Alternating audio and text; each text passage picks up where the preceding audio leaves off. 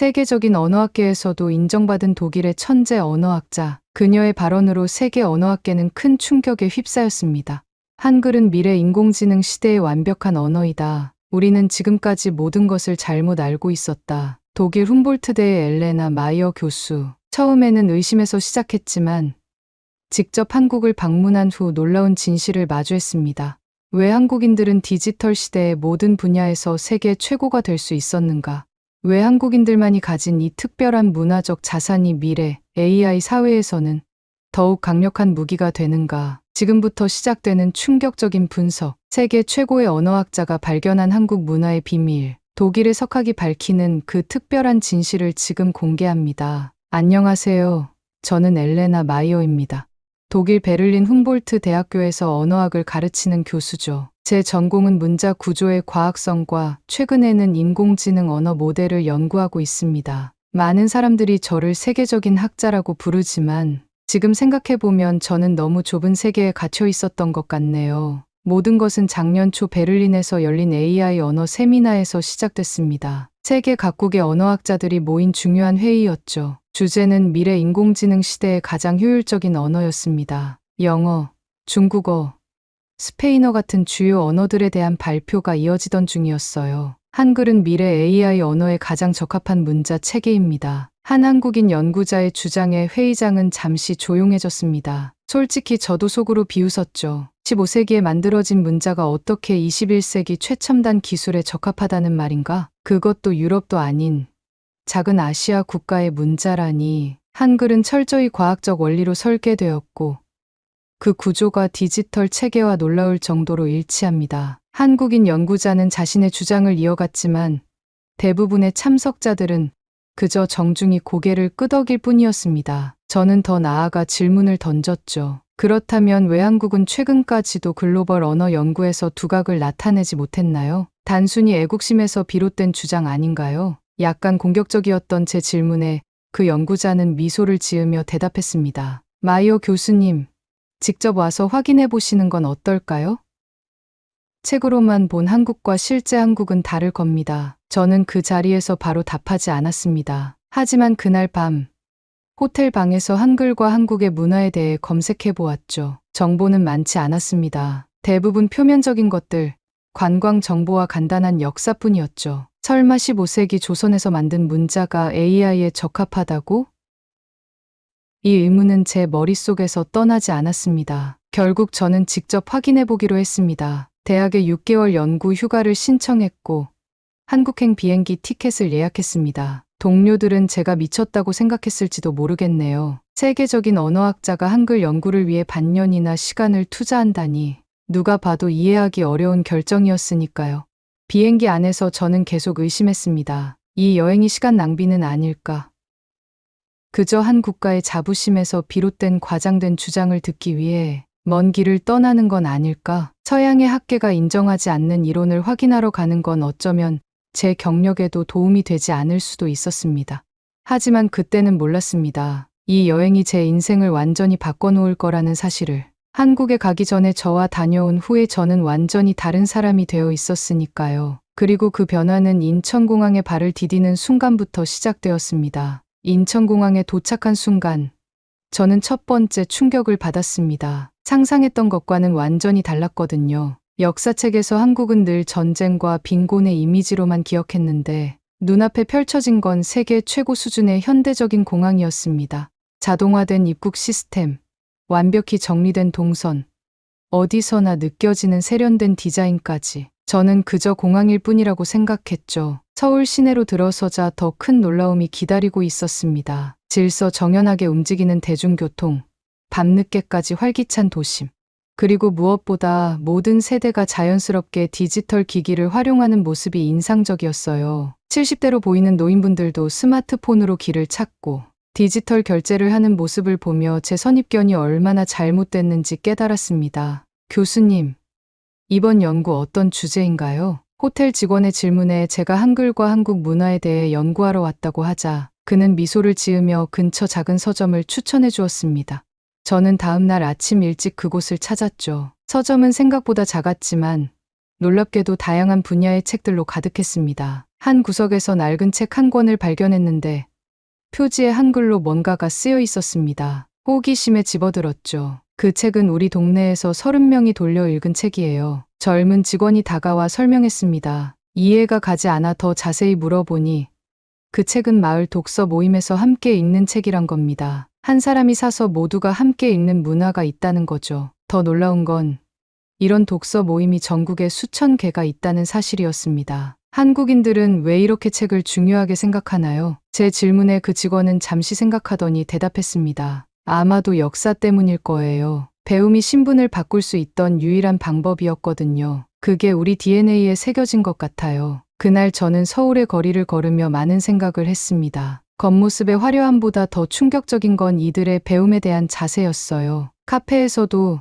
지하철에서도 책을 읽는 사람들이 많았고 밤늦게까지 불이 켜진 독서실과 학원들을 보며 저는 이 나라의 본질적인 힘이 무엇인지 조금씩 이해하기 시작했습니다. 호텔로 돌아오는 길에 우연히 한 전시 포스터를 보게 됐습니다. 직지심 체요절 세계 최초의 금속 활자본. 제 전공과 직접적인 관련이 있는 주제였죠. 다음 날 바로 그 전시를 보러 가기로 마음먹었습니다. 그리고 그 결정이 저를 또 다른 충격의 세계로 이끌어갈 줄은 그때는 몰랐죠. 다음 날 아침 저는 전시회가 열리는 박물관으로 향했습니다. 평소 서양 문화권에서 구텐베르크의 인쇄술을 최초로 알고 있던 저에게 이 전시는 단순한 호기심 그 이상이었죠. 학자로서의 양심이 이끌었다고 할까요? 반증 가능한 모든 것을 직접 확인하는 것이 제 연구 방식이니까요. 전시장에 들어서자 놀라운 광경이 펼쳐졌습니다. 중앙에는 직지심 체요절이라는 책의 복제본이 있었고 그 주변으로 다양한 금속 활자와 제작 과정이 전시되어 있었죠. 안내문에는 이 책이 1377년에 제작되었다고 적혀 있었습니다. 잠시 제 머릿속에서 계산이 이루어졌습니다. 구텐베르크의 42행 성경은 1455년. 이렇게 되면 한국의 금속 활자는 구텐베르크보다 무려 78년이나 앞선 셈이네요. 믿기 어렵죠? 저도 처음엔 그랬습니다. 옆에서 전시 해설사가 다가와 말을 걸었습니다. 그는 제가 외국인이라는 것을 알아차리고 영어로 설명을 이어갔죠. 하지만 저는 단순히 연도만으로는 확신할 수 없었습니다. 증거가 필요했어요. 직지는 프랑스 국립도서관에 원본이 있어 직접 볼 수는 없지만 금속 활자의 제작 방식을 보면 더 놀라실 겁니다. 해설사는 저를 다른 전시물로 안내했습니다. 거기엔 활자를 만드는 과정이 자세히 나와 있었죠. 주물 방식, 금속의 배합 비율, 활자의 배열 방식까지. 놀랍게도 이 모든 것이 구텐베르크가 사용한 방식과 매우 유사했습니다. 특히 구리와 납, 주석의 배합 비율은 거의 동일했어요. 어떻게 이런 일이 가능하죠? 제 질문에 해설사는 미소를 지었습니다. 아마도 동서양의 지식이 생각보다 더 활발하게 교류되었을 가능성도 있습니다. 또는 같은 문제를 해결하려면 결국 비슷한 해답에 도달하게 되는 걸지도 모르죠. 전시장을 나오면서 저는 깊은 생각에 잠겼습니다. 유럽 중심주의적 역사관이 제 머릿속에서 무너지는 경험이었죠. 우리가 위대하다고 배운 인쇄 혁명의 기원이 실은 한국일 수도 있다는 사실 앞에 학자로서 저는 겸손해질 수밖에 없었습니다. 호텔로 돌아와 밤늦게까지 관련 자료들을 찾아봤습니다. 직지는 단순한 책이 아니었어요. 불교의 지혜를 담은 책이었고 그것도 쉬운 언어로 누구나 이해할 수 있게 만들어진 책이었습니다. 당시 한국은 지식을 특권층만의 것이 아닌 모두가 공유해야 할 가치로 여겼던 것 같았죠. 다음 날 아침, 저는 한국의 또 다른 위대한 문화유산에 대해 알아보기로 했습니다. 바로 한글이었죠. 하지만 그 전에 제가 알아야 할 것이 있었습니다. 단순한 기술적 우위가 아니라 그 뒤에 담긴 철학을 이해하는 것이었습니다. 그래서 저는 서울의 여러 대학과 연구소를 방문하기 시작했죠. 그리고 그곳에서 저는 기술을 넘어선 한국만의 철학을 발견하게 됩니다. 서울대학교 연구소를 찾아간 저는 박 교수님을 만났습니다. 한국 문화사를 전공하신 분이었죠. 금속 활자에 관한 제 질문에 그는 흥미로운 이야기를 들려주었습니다. 마이어 교수님, 직지가 중요한 이유는 단순히 그것이 구텐베르크보다 앞섰기 때문만은 아닙니다. 더 중요한 건 왜 그것을 만들었느냐는 거죠. 박 교수는 고려시대부터 조선시대까지 이어진 지식 공유의 철학에 대해 설명했습니다. 놀랍게도 당시 한국의 왕들은 백성들에게 지식을 전파하는 것을 중요한 국가 과제로 여겼다고 해요. 단순한 통치 수단이 아니라 모두가 읽고 배워야 한다는 철학이 있었던 겁니다. 세종대왕이 한글을 창제한 이유도 같은 맥락입니다. 모든 백성이 쉽게 읽고 쓸 수 있게 하라는 명확한 목표가 있었죠. 이 말을 듣는 순간 저는 깊은 깨달음을 얻었습니다. 기술 자체보다 더 중요한 것은 그 기술을 어떤 목적으로 사용하느냐는 철학이었던 거죠. 서양에서는 인쇄술이 처음에는 성경과 같은 종교 서적을 위한 도구였지만 한국에서는 처음부터 지식 민주화의 도구였다는 점이 큰 차이였습니다. 현대 한국의 콘텐츠 산업을 보면 이런 철학이 지금도 이어지고 있다는 걸 알 수 있어요. K-팝, 한국 드라마, 영화, 이들은 모두 누구나 쉽게 즐기고 이해할 수 있게 만들어지죠. 박 교수의 말은 제게 새로운 시각을 열어주었습니다. 지식 전달이란 곧 권력의 해방이라는 생각까지 이어졌죠. 저는 그날 밤 호텔로 돌아와 제 연구 노트에 이렇게 적었습니다.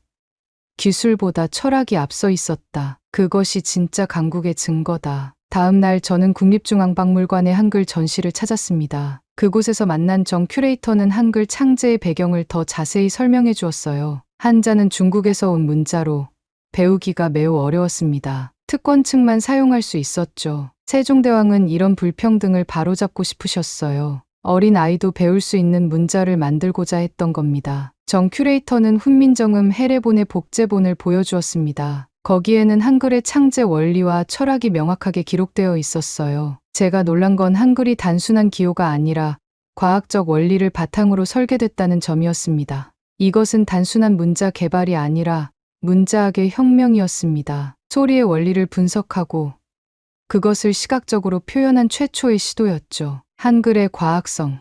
이 말이 제 머릿속을 맴돌았습니다. 그리고 문득 베를린 세미나에서 한국 연구자가 했던 말이 떠올랐죠. 한글은 디지털 체계와 놀라울 정도로 일치합니다. 이제 그 의미를 조금씩 이해하기 시작했습니다. 내일은 한글의 구조와 원리에 대해 더 깊이 알아보고 싶습니다. 제 말에 정 큐레이터는 기꺼이 도움을 주겠다고 했습니다. 그리고 다음 날 저는 한글이라는 기적 같은 문자 체계를 더 깊이 이해하게 됩니다. 다음 날 아침 저는 약속대로 정 큐레이터를 다시 만났습니다. 그는 컴퓨터를 준비해 두었고 화면에는 한글의 기본 글자들이 나열되어 있었죠. 한글의 자음은 발음 기관의 모양을 본떠 만들었습니다. 정 큐레이터는 기역, 니은, 미음, 시옷 같은 글자들을 가리키며 설명했습니다. 놀랍게도 기역은 혀가 목구멍을 막는 모양, 니은은 혀가 윗잇몸에 닿는 모양을 시각화한 것이었죠. 미음은 입 모양, 시옷은 이의 모양이었습니다. 언어학자인 제가 보기에도 이건 정말 혁명적인 발상이었어요. 그리고 모음은 하늘과 땅, 그리고 사람의 철학을 담고 있습니다. 아, 오, 우 같은 모음들은 단순한 기호가 아니었습니다. 하늘을 의미하는 동그라미와 땅을 의미하는 가로선, 사람을 의미하는 세로선의 조합으로 이루어진 철학적 상징이었죠. 세계관이 문자에 담겨 있다니 정말 놀라웠습니다. 이 24개의 기본 글자로 172개의 소리를 표현할 수 있습니다. 조합의 원리가 수학적으로 완벽하게 설계되어 있거든요. 저는 이 사실에 완전히 매료되었습니다. 영어의 알파벳 26자로 표현할 수 있는 소리는 한정되어 있고 불규칙한 발음 규칙 때문에 외국인들이 배우기 어렵다는 걸 잘 알고 있었거든요. 하지만 한글은 기본 글자만 익히면 거의 모든 소리를 논리적으로 표현할 수 있었습니다. 마이어 교수님, 이런 특성 때문에 한글은 컴퓨터 프로그래밍에도 매우 적합합니다. 모듈화된 구조, 논리적인 조합 원리가 코딩 언어와 유사하거든요. 정 큐레이터는 컴퓨터로 몇 가지 예시를 보여주었습니다. 한글의 자음과 모음이 조합되는 방식은 마치 프로그래밍 언어처럼 규칙적이고 예측 가능했습니다. 그리고 놀랍게도 구글과 마이크로소프트가 한글 기반으로 AI, 언어 처리 모델을 실험하고 있다는 사실도 알게 되었습니다. 가장 놀라운 점은 이 모든 게 600년 전에 설계되었다는 사실입니다. 당시에는 컴퓨터는커녕 전기도 없었는데 말이죠. 그 말을 듣는 순간 저는 전율을 느꼈습니다. 지금까지 본 문자 중 이렇게 완벽한 언어는 없었습니다. 수천 년에 걸쳐 자연스럽게 진화한 다른 문자들과 달리 한글은 처음부터 과학적으로 설계된 문자였습니다. 그것도 놀라울 정도로 현대적인 원리로요. 저는 호텔로 돌아와 제 연구 노트에 열심히 기록했습니다. 한글의 구조와 원리, 그리고 미래 기술과의 연관성까지. 학자로서 저는 이미 충분히 놀라운 발견을 한 것 같았습니다. 하지만 한국의 진짜 힘은 단순히 문자나 기술에만 있는 게 아니었어요. 이후 며칠 동안 서울 곳곳을 다니며 저는 한국의 또 다른 힘의 원천을 발견하게 됩니다. 바로 전 국민이 배우는 나라로서의 교육 문화였죠. 한 달 전만 해도 저는 이런 발견을 상상조차 하지 못했습니다. 그저 서양의 관점으로 세상을 바라보던 저였으니까요. 하지만 이제는 달라졌습니다. 제 시각은 넓어졌고 한국이라는 나라를 진정으로 이해하기 시작했습니다. 한국에 온 지 2주가 지났을 무렵 저는 좀 더 일상적인 모습을 관찰하고 싶었습니다. 그래서 홍대 근처의 작은 아파트를 단기 임대에 머물기 시작했죠. 그곳에서 제가 발견한 것은 더욱 놀라웠습니다. 저녁 시간, 아파트 단지를 둘러보던 중 한 가지 특이한 점을 발견했습니다. 거의 모든 집의 창문에 불이 켜져 있었고 책상에 앉아 공부하는 아이들의 모습이 보였죠. 시계를 보니 밤 11시가 넘은 시간이었습니다.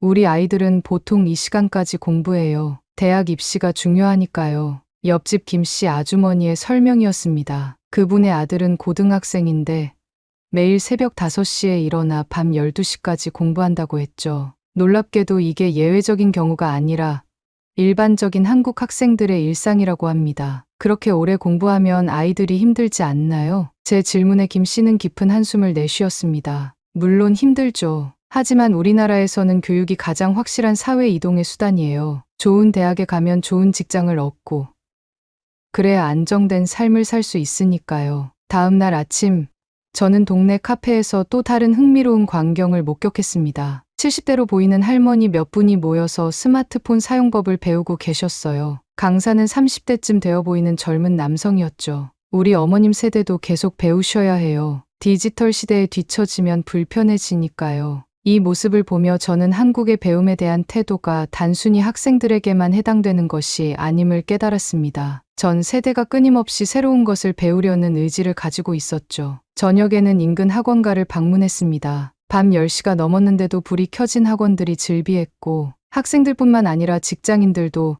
외국어나 자격증 공부를 하고 있었습니다. 우리는 취업해도 계속 공부해요. 회사에서도 끊임없이 자기 개발을 요구하니까요. 한 직장인이 쓴 웃음을 지으며 말했습니다. 그는 퇴근 후 매일 2시간씩 영어 공부를 한다고 했죠. 이런 현상을 이해하기 위해 저는 한국 역사에 관한 책을 몇 권 더 읽어보았습니다. 그리고 이 교육열의 역사적 배경을 알게 됐죠. 조선시대 과거제도, 실력 위주의 관리 선발, 그리고 현대의 입시 제도까지. 한국은 오랫동안 배움을 통한 신분 상승과 자아 실현을 중요시해왔던 겁니다. 박물관에서 만난 역사학자는 이렇게 설명했습니다. 한국인에게 배움은 단순한 지식 축적이 아닙니다. 그것은 생존과 번영의 수단이자 사회적 정체성의 중요한 부분이에요. 공부 잘하는 사람은 한국 사회에서 항상 존경받아왔죠. 이제 저는 한국의 급속한 경제 발전과 문화적 성공의 근원을 이해하기 시작했습니다. 이 나라는 지식으로 무장한 인구 전체가 성장 엔진이었던 겁니다. 한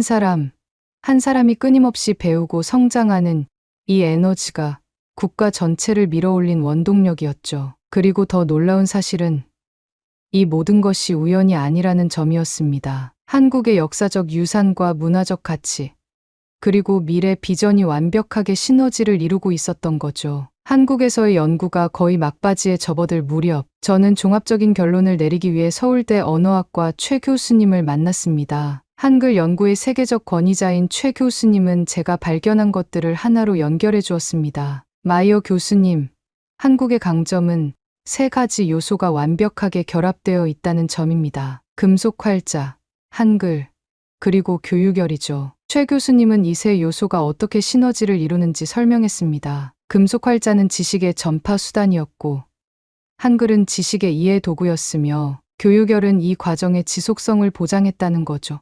중국도 인쇄술이 있었지만 한자라는 복잡한 문자 때문에 대중화가 어려웠습니다. 유럽은 인쇄술과 알파벳이 있었지만 교육은 오랫동안 특권층의 전유물이었죠. 한국만이 이 3가지를 모두 갖추고 있었습니다. 이 설명을 들으며 저는 깊이 공감했습니다. 한국의 독특한 역사적 경로가 현대 문명에 완벽하게 적합한 국가를 만들어냈다는 사실이 놀라웠죠. AI와 메타버스 시대에도 이 조합은 최적화되어 있습니다. 정보의 빠른 전파, 논리적 이해, 그리고 끊임없는 학습 의지. 이 3가지는 디지털 시대의 핵심 요소니까요. 최 교수님은 제게 흥미로운 통계 자료도 보여주었습니다. 한국의 인터넷 보급률, 디지털 리터러시, 소프트웨어 개발자 비율은 모두 세계 최상위권이었습니다. 그리고 놀랍게도 초등학생 코딩 교육 시간도 세계 최고 수준이었죠. 우리는 수백 년 전부터 이 시스템을 구축해왔습니다. 처음에는 의도하지 않았을지 모르지만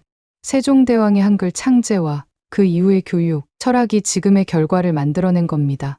저는 이런 역사적 연속성에 깊은 인상을 받았습니다. 서구 국가들은 종종 과거와 단절하며 발전해왔지만 한국은 전통적 가치와 현대 기술을 통합하는 방식으로 성장해왔던 겁니다. 다른 선진국들이 갖지 못한 한국만의 완전한 삼박자 시스템입니다. 그래서 한국이 짧은 시간에 놀라운 발전을 이룰 수 있었던 거죠. 최 교수님과의 대화를 마치고 나오며 저는 서울의 밤거리를 걸었습니다. 빌딩마다 빛나는 한글 간판들, 스마트폰을 들여다보는 사람들, 늦은 시간까지 불이 켜진 학원들, 이 모든 것이 이제는 다르게 보였습니다. 한국은 우연히 성공한 나라가 아니었습니다. 정교하게 설계된 성장 메커니즘을 갖고 있는 나라였던 거죠. 세종대왕의 한글 창제와 지식 보급 철학이 600년이 지난 지금 디지털 혁명과 완벽하게 맞아떨어진 것입니다. 호텔로 돌아와 저는 제 연구의 결론을 정리하기 시작했습니다. 처음 한국에 왔을 때의 의심과 편견이 얼마나 잘못되었는지 이제는 명확하게 알 수 있었습니다. 베를린에서의 그 세미나에서 한국 연구자가 했던 주장, 한글은 미래 AI 언어에 가장 적합한 문자 체계입니다. 이제 저는 그 말의 깊은 의미를 이해할 수 있었습니다. 다음 날 저는 귀국 비행기를 타야 했습니다. 하지만 제 마음은 이미 완전히 바뀌어 있었습니다. 저는 이제 세계에 한국의 진정한 가치를 알려야 한다는 사명감을 느꼈습니다. 인천공항으로 향하는 차 안에서 저는 한국 방송국 기자와의 인터뷰에 응했습니다. 제가 세계적인 언어학자로서 한국에 왔다는 소식을 듣고 찾아온 것이었죠. 마이어 교수님, 한국에서의 연구를 마치고 어떤 결론을 내리셨나요? 저는 잠시 생각한 후 진심을 담아 대답했습니다. 제가 틀렸습니다. 완전히 틀렸어요. 처음 한국에 올 때 저는 한글과 한국 문화에 대해 많은 의심을 품고 있었습니다. 하지만 이제는 확신합니다. 한국은 미래를 이미 먼저 설계한 나라였습니다. 기자가 놀란 표정으로 더 자세한 설명을 요청했습니다. 한국의 세 가지 문화적 유산이 완벽한 시너지를 이루고 있다는 점이 가장 놀라웠습니다. 금속활자라는 지식 전파 수단, 한글이라는 과학적 문자 체계, 그리고 전 국민의 배움에 대한 열정. 이 세 가지가 결합되어 21세기 디지털 문명에 가장 적합한 국가를 만들어낸 거죠. 공항으로 가는 길에 창밖으로 보이는 서울의 풍경을 바라보며 저는 계속 말을 이어갔습니다. 서양 학자들은 오랫동안 동아시아를 제대로 이해하지 못했습니다. 우리는 우리의 렌즈로만 세상을 보려 했죠. 한국을 이해하기 위해서는 그 역사적 맥락과 철학적 바탕을 함께 봐야 합니다. 기자가 마지막 질문을 던졌습니다. 교수님의 이번 연구가 언어학계에 어떤 영향을 미칠 것이라고 생각하시나요? 저는 확신에 찬 목소리로 대답했습니다. 저는 이제 학생들에게 이렇게 말할 겁니다. 한글을 배워라. 그것은 미래를 여는 열쇠다. 한글은 단순한 문자가 아닙니다. 그것은 인간의 사고 방식과 디지털 기술을 연결하는 다리입니다. 구글과 마이크로소프트가 한글 기반 AI 모델을 연구하는 이유도 바로 여기에 있습니다. 공항에 도착하자 저는 마지막 인사를 건넸습니다. 한국의 금속활자 한글, 교육열은 단순한 역사적 유산이 아닙니다. 이것들은 지금도 계속 진화하는 살아있는 힘입니다. 우리는 지금 미래의 언어와 철학을 배우러 이 나라에 와야 합니다. 비행기 안에서 저는 제 연구 노트를 정리하며 베를린에서의 발표 내용을 구상했습니다. 과연 서양의 학자들이 제 이야기를 어떻게 받아들일까? 6개월 전에 저처럼 의심부터 할까요? 하지만 저에게는 이제 확신이 있었습니다. 증거와 경험, 그리고 논리적 분석을 통해 얻은 확신이었습니다. 창밖으로 작아지는 한국의 모습을 바라보며 저는 생각했습니다. 이 작은 나라가 어떻게 세계의 미래를 선도할 수 있을까? 답은 단순했습니다. 600년 전, 한 현명한 왕이 심은 씨앗이 지금 꽃을 피우고 있는 것이었습니다. 세종대왕의 한글 창제 철학, 모든 이에게 지식을 전파하려는 의지, 그리고 그것을 지켜온 한국인들의 교육에 대한 열정, 이 모든 것이 21세기 디지털 혁명과 만나 새로운 가능성을 열고 있었던 겁니다. 베를린에 돌아간 저는 이제 세계에 한국의 진정한 가치를 알리는 일에 제 학문적 역량을 바치기로 했습니다. 한글의 과학성, 한국 문화의 독특한 시너지, 그리고 그 미래적 가치까지. 이것은 단순한 학술적 발견을 넘어선 인류의 미래를 위한 중요한 메시지였으니까요. 이제 저는 확신합니다. 세계의 미래엔 한글이 있습니다. 오늘의 사연은 여기까지입니다. 긴 영상 함께 해주셔서 정말 감사합니다. 내일은 더 좋은 이야기로 찾아뵙겠습니다. 감사합니다.